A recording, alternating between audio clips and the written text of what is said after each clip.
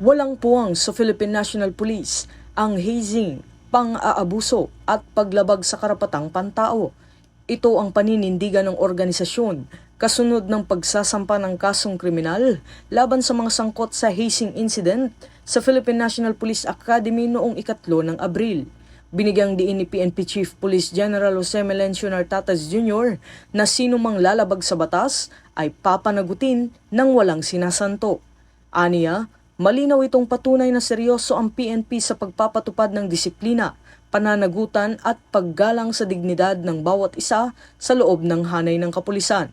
Kaugnay nito, isinampa ng Criminal Investigation and Detection Group o CIDG noong 20 ng Abril ang reklamo sa Office of the Provincial Prosecutor sa Imus, Cavite para sa paglabag sa Republic Act No. 11053 o ang Anti-Hazing Act of 2018.